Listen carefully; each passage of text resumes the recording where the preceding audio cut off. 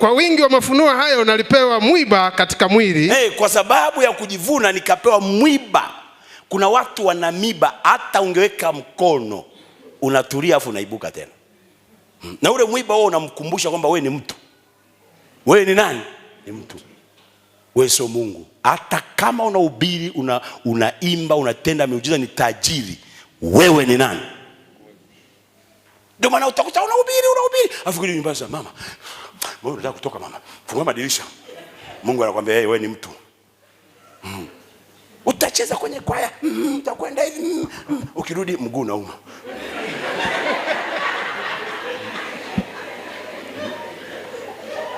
Ni kanini yako kamwiba. Kwa sababu unajua hawa masololisti kama kina Mamwarongo, usipowapiga mwiba, masololisti wanajiona kama wakilo kabisa. Yesu.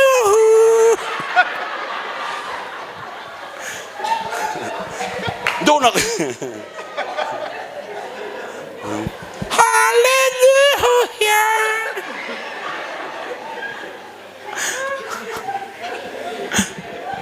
Nakumbuka jamaa wangu mmoja alikuwa msomi sana. Kila akihubiri akiongea na Kiingereza anatupia yes no. Yes no. You know kwenye Kiingereza wanasema yes no. Sasa jaoa. Akafunga na kuomba ataka kupata mke. Akapata mke. Kakadada kalikuwa kazuri. Sasa mchungaji, nafikiri huyu atanifaa huyu. Bwana wewe alipokuja ukoa yule dada hajawahi kusoma hata darasa la kwanza.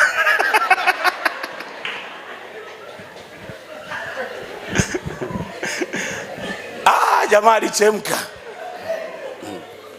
Yaani jamaa akisema vipi sopu zipo? Sapo. Hata kuandika juu. Akapewa boom. Mwana wangekota umesoma angekuwa anatusengenya. Yes no. Yes no. Kapewa boom. Halijui Kiingereza chochote.